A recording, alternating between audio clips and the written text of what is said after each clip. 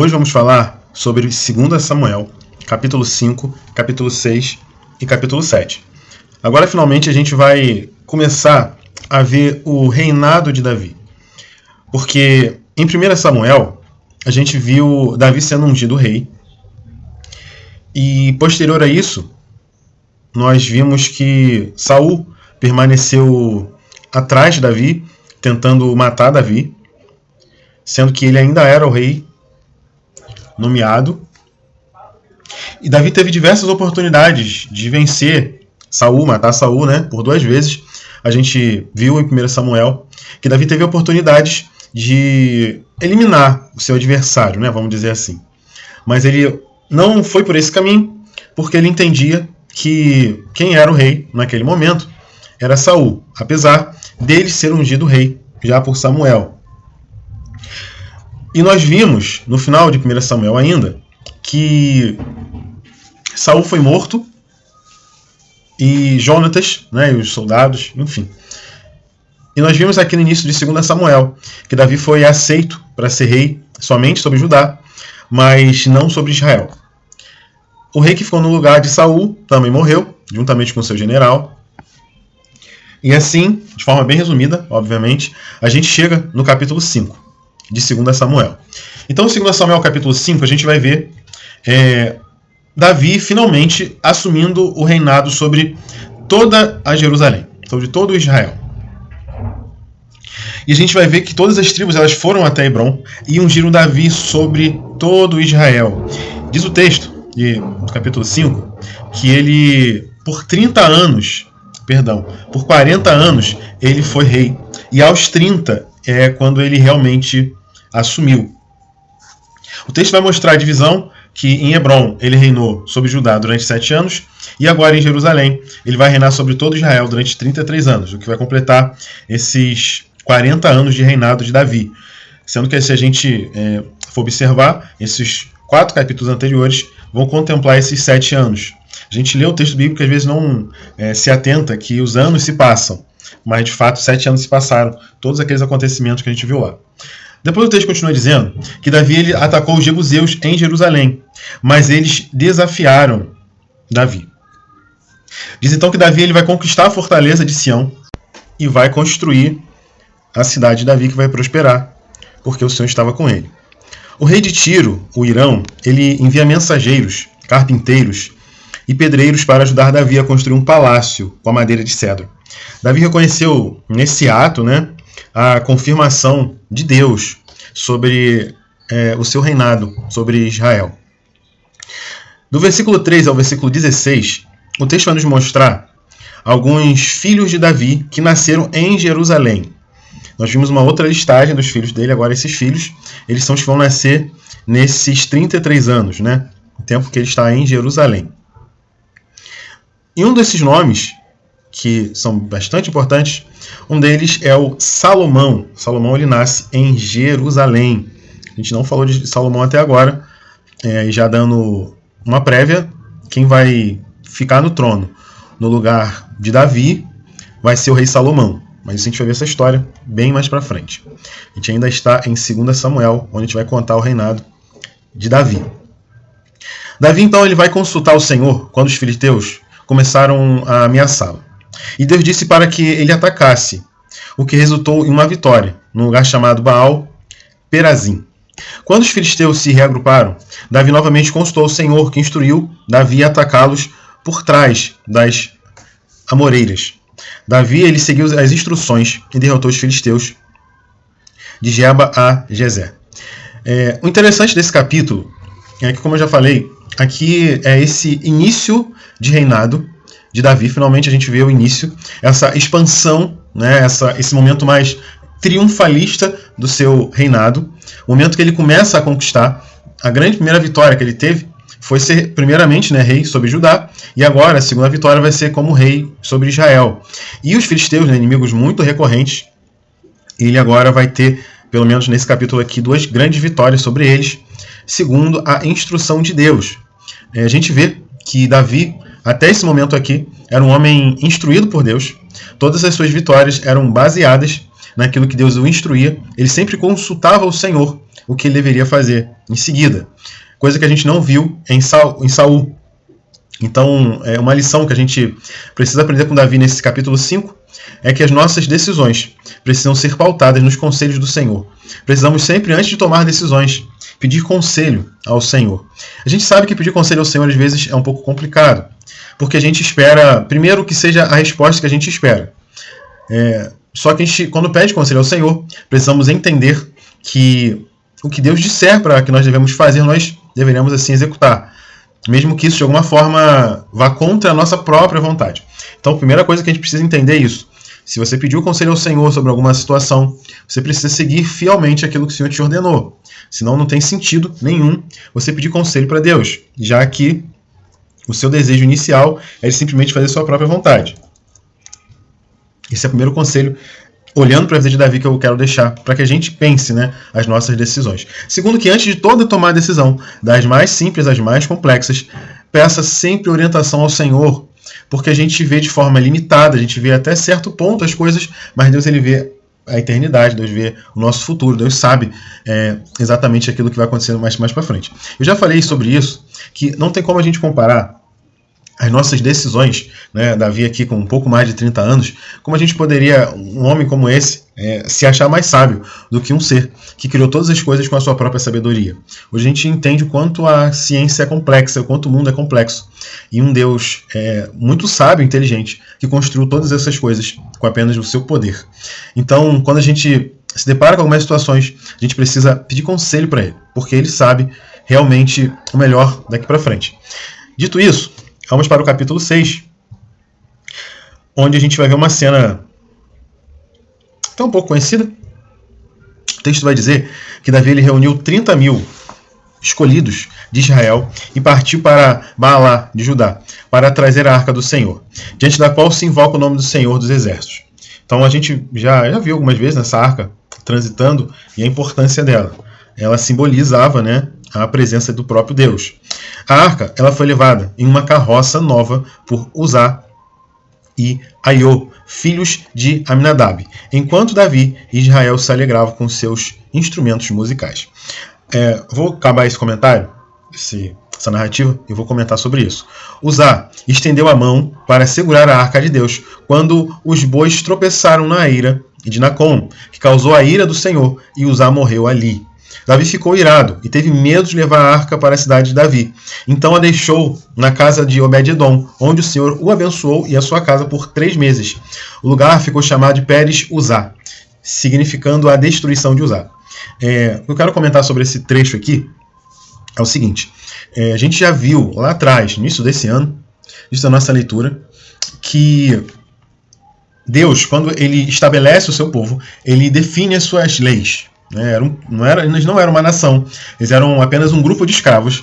Deus ele vai pegar esse grupo de escravos, vai tornar uma nação, tornando uma nação, Deus ele vai trazer leis para essa nova nação que Deus estava estabelecendo. Ele vai trazer as leis civis, as leis morais e as leis cerimoniais. Nas leis cerimoniais, nós estamos falando agora sobre a arca. E a gente viu também que é Deus quem dita o nosso relacionamento para com as pessoas, para com a sociedade e para com ele mesmo. Por isso as leis civis, morais e cerimoniais. E dentro dessas leis cerimoniais, nas quais vão ser regidas a forma que o povo deveria se portar diante de Deus, a gente viu anteriormente que a arca não poderia ser carregada por bois. Na verdade, a arca deveria ser carregada por levitas. E aqui é um erro que eles estão cometendo, porque não estão se atentando à forma que Deus desenhou para qual deveria ser, como eles deveriam carregar essa arca. O que eu quero dizer com isso? A gente às vezes tem um péssimo hábito de achar que por nossa boa vontade Deus vai aceitar as coisas que a gente faz.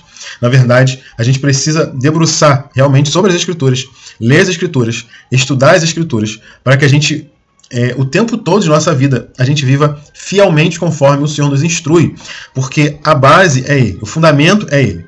Não é da forma que eu quero, não é da forma que eu planejo, e sim da forma que Deus deseja, é da forma que Deus quer que seja feito. Por isso, quando Uzá, ele, com até uma certa boa vontade, vamos dizer assim, ele estende a mão para segurar a arca que estava caindo, natural, Deus vai acender a sua ira e vai matá-lo.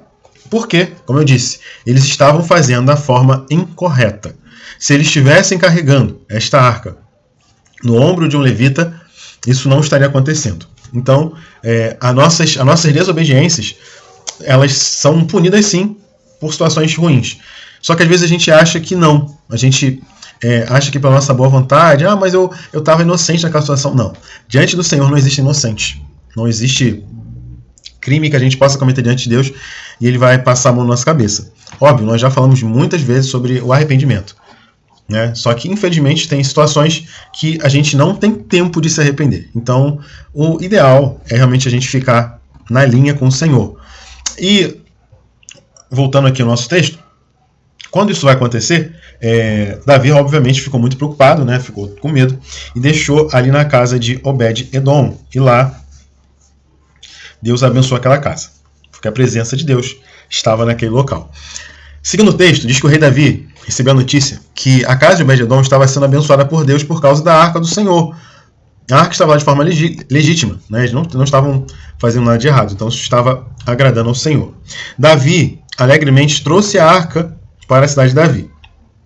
Só que agora ele trouxe de uma forma diferente. Como é que ele trouxe? Ele diz o texto que ele estava sacrificando um boi ou um animal gordo a cada 6 passos. Vocês davam 6 passos, 7º passo, eles sacrificavam ao Senhor. Diz então que Davi ele dançou com toda a sua força diante de Deus, usando uma estola de linho, e juntamente com todo Israel, ele levou a arca do Senhor com alegria e com som de trombetas. Mical, a filha de Saul, a gente viu que Mical ela foi prometida a Davi, inicialmente, mas ela tinha sido prometida a uma outra pessoa, e Davi, nesse livro ainda, ele vem requerer o casamento com Mical, e ele vai se casar com ela, e agora ela vai aparecer. Diz então que Mical vai desprezar Davi ao vê-lo dançando na entrada da cidade com a arca do Senhor. Porque Davi ele entra de uma forma, vamos dizer assim, não muito típica, né, para um rei, vamos colocar dessa forma. Isso deixou ela meio chateada, né, achou meio estranho aquilo ali. Às vezes a gente acha estranha a forma que algumas pessoas adoram a Deus, porque às vezes são um pouco mais extravagantes ou diferentes da nossa forma. Às vezes nós somos mais calmos, mais tranquilos. Outras pessoas são mais agitadas. A gente não deve julgar a forma que a pessoa adora ao Senhor. De repente a pessoa está chorando. A gente viu isso lá com a mãe de Samuel, a Ana, que estava chorando, falando com o Senhor, e Eli achou que ela estava bêbada. Não era o caso. Então a gente precisa ter mais sabedoria, ter mais esse tato de abordar alguém, atrapalhar alguém que está no momento de adoração, porque às vezes algo pode ser de forma legítima e a gente não deve agir de forma preconceituosa. A gente vai ver a consequência disso aqui. Vamos só seguir aqui a narrativa do texto. Davi levou a arca do Senhor para a sua tenda e ofereceu holocaustos e ofertas pacíficas. Ele abençoou o povo e distribuiu pão, carne e passas para todos, homens e mulheres. Após as celebrações, as pessoas retornaram às suas casas. Então, dessa forma, Davi conseguiu trazer a arca para dentro da cidade de Davi. E, só que, diz o texto também ainda, no finalzinho, né, complementando esse desprezo de Mical, diz que Davi ele retorna para abençoar a sua casa e Mical, a filha de Saul.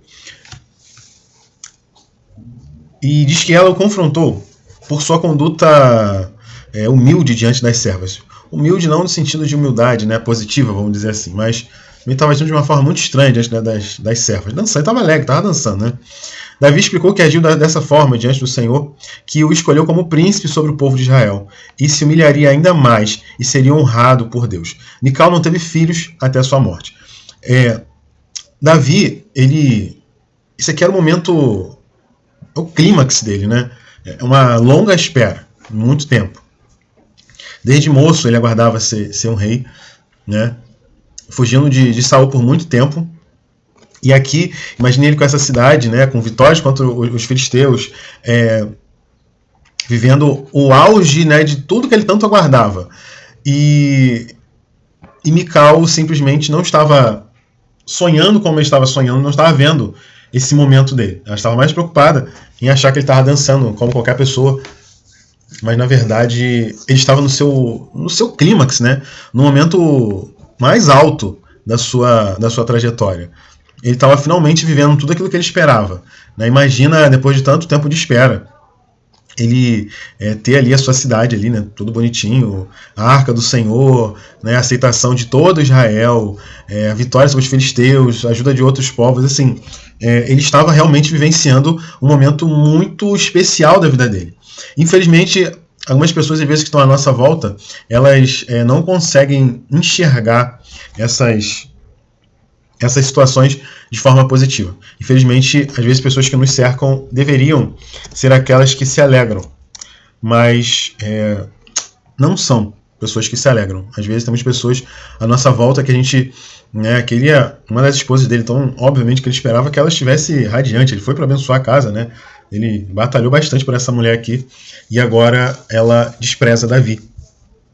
E por isso, né, a gente vai ver que ela não teve filhos até a sua morte. Ela se torna estéril, então, muito provavelmente por conta disso que ela havia feito. Então a gente precisa tomar muito cuidado, né? Tanto de ser de um lado quanto do outro. Por que eu quero dizer isso?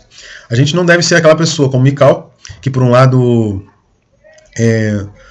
joga um banho de água fria no sonho das pessoas, no momento de alegria, né? Na hora que ela deveria estar comemorando, ainda que de alguma forma ela não gostasse daquilo que ela estava vendo, ela poderia pelo menos deixar Davi curtir aquele momento ali, né? O momento dele, momento de glória que ele estava vivendo, né? De conquista. Mas também a gente não deve ser, pensando como Davi, aquela pessoa que por conta de alguém que foi negativo ou diminuiu a nossa bênção, né, aquilo que a gente conquistou, ficar com raiva também e desejar o mal, porque pensando já por um contexto cristão, Deus nos ensina que nós devemos orar, né, por nossos inimigos, devemos amar aqueles que nos odeiam. Então não existe motivo para a gente, mesmo aquele que naquela circunstância se torna nosso inimigo de alguma forma, a gente não deve, mesmo assim, desejar o mal, né? De qualquer forma, a gente precisa continuar fazendo o que é certo diante do Senhor. E, para a gente encerrar hoje, vamos falar sobre 2 Samuel, capítulo 7. E aqui a gente vai ter um momento muito especial, na verdade, um dos mais especiais que a gente possa imaginar aqui, porque aqui a gente vai ter a aliança do Senhor com Davi. E qual a importância dessa aliança aqui? Essa aliança aqui, ela nos aponta para a pessoa de Cristo. Eu acho que faz algum tempinho aqui nas nossas conversas que eu não tenho falado sobre Cristo de forma mais direta, fazendo comparações. Porque a gente estava em algumas narrativas que apontam também para ele, mas essa aqui é muito evidente. Mas vamos lá, vamos seguir a nossa narrativa aqui. O rei Davi percebe que a arca do Senhor está em uma tenda, enquanto ele mora em um palácio de cedro, e decide construir um templo. O profeta Natã concorda, mas Deus diz a Davi que nunca pediu um templo de cedro, que sempre habitou em tendas. Deus relembra que tirou os filhos de Israel do Egito e nunca pediu um templo, mas esteve presente em todos os lugares onde eles foram. Isso a gente viu muito claro, né, ao longo de todo o tempo que eles estiveram no Egito. Deus nunca exigiu dos israelitas necessariamente um templo, mas todo o tempo Deus esteve com eles, todo o tempo Deus deu vitória sobre os seus inimigos, deu provisão no deserto. Deus nunca abandonou o seu povo. Mas Davi, ele viu que ele tem uma casa bonita, mas está vendo que a arca de Deus está em qualquer lugar. Então ele decide, né, fazer um templo, né, para o Senhor.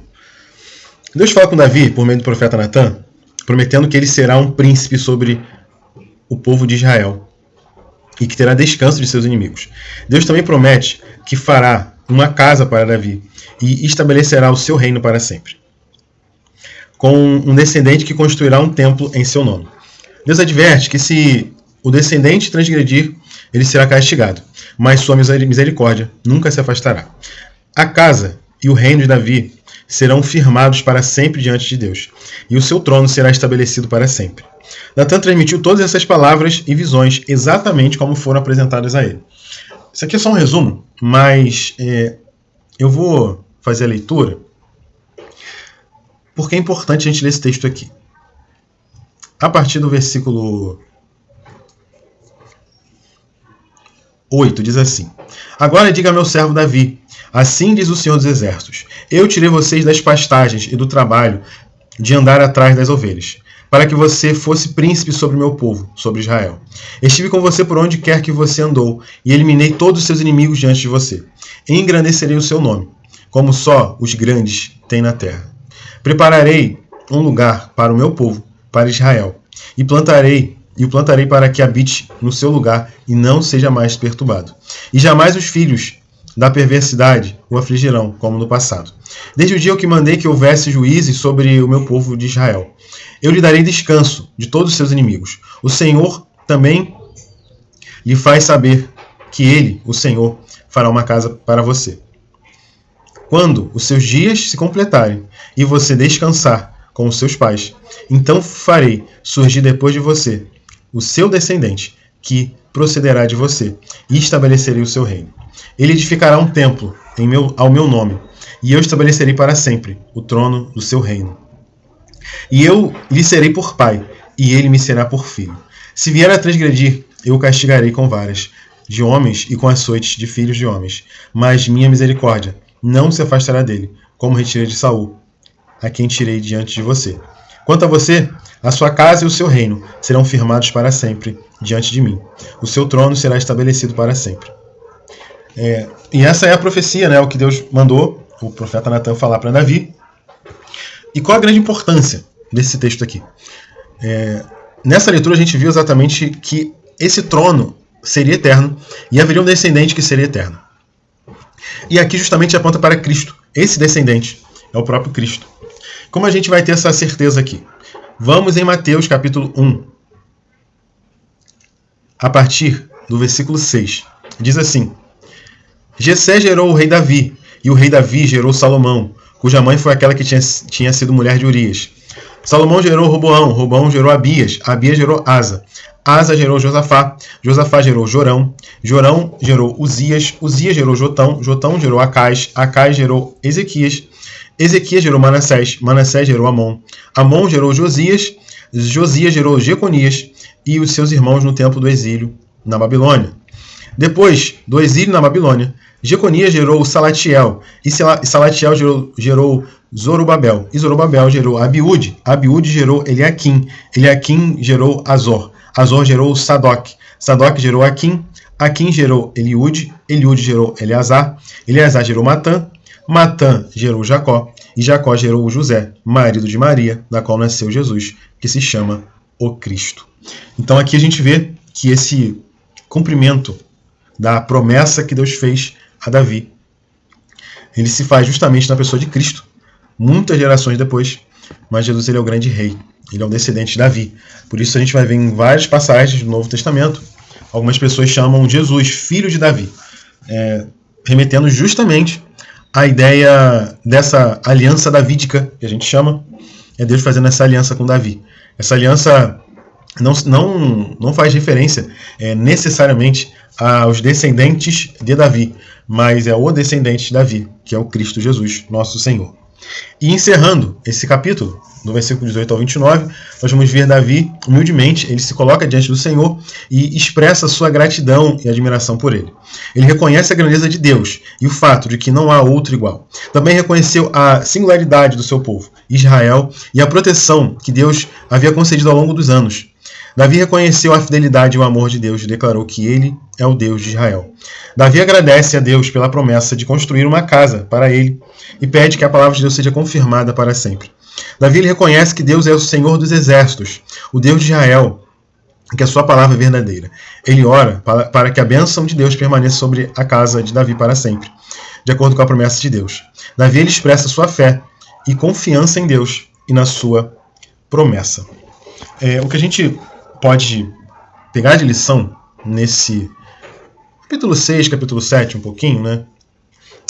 Ou melhor, a gente pode pegar de lição até aqui da história de Davi, até esse momento exato aqui, porque aqui para frente a gente vai, nos próximos capítulos, a gente vai ver Davi começando a pisar na bola, mas do tempo que Davi ele é ungido rei, e agora finalmente ele recebe aquilo que ele aguardava, Deus ele promete algo muito além. Mostra a ele que primeiro o povo de Israel não merecia nada, não era ninguém, eles não eram nada, mas Deus pela sua graça e misericórdia ele levanta esse povo e estabelece uma nação santa e separada. E fez a mesma coisa com Davi. Davi ele era um pastor de ovelhas, esquecido pela família, porque quando ele foi ser ungido rei por Samuel, ele era o último que foi pensado para ser alguma coisa. E nós, diante de Deus, nós também somos exatamente como Davi. Não somos merecedores da sua graça, não somos merecedores da sua salvação, não somos merecedores de absolutamente nada.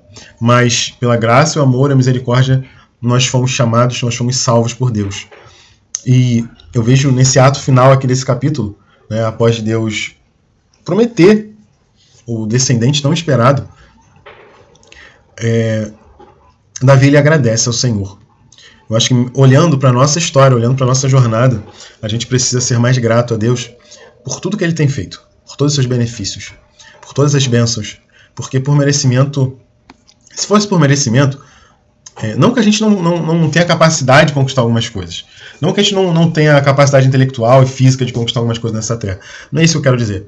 Mas a gente vê que tanta gente deseja conquistar tantas coisas, e que são boas até, não que seja um pecado, não que seja errado você desejar coisas nessa vida, mas a maior bênção que um ser humano pode encontrar, o maior milagre que um ser humano pode alcançar nessa vida aqui, não são bênçãos materiais, não são dádivas nessa terra, mas simplesmente em ter o Senhor como nosso Deus, um ser, como a gente tem falado, da sua grandeza, ele é um ser infinito, grande, majestoso, e mesmo assim ele nos chama para viver o seu reino, para estar com ele, caminhar com ele. Se a gente olhar para isso, é o suficiente para a gente começar a pensar quanto esse Deus é maravilhoso, quanto nós não merecemos nada dele, mas mesmo assim ele se aproxima de nós, nos faz alianças, nos promete não um reino aqui na terra, mas um reino no céu com ele, qual nós reinaremos juntamente com ele para toda a eternidade. E é por isso que a nossa fé é viva, por isso é que a nossa fé é verdadeira. Porque nós cremos num Deus verdadeiro. Um Deus que promete e um Deus que cumpre as suas promessas. Cristo foi prometido e ele veio.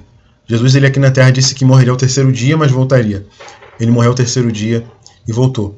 E a gente já viu que na terra prometida Deus cumpriu todas as promessas que foram feitas a Israel. O mesmo Deus que cumpriu todas as promessas feitas a Israel, ele há de cumprir a última promessa, que é de nos resgatar para estar com ele para toda a eternidade. Esse é o motivo que o cristão ele se move nessa terra, porque nós temos uma esperança.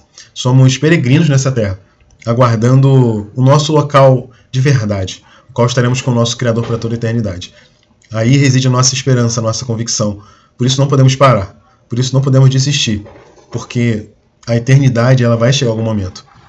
Que seja na nossa morte, ou que seja Jesus nos buscando, nos transformando.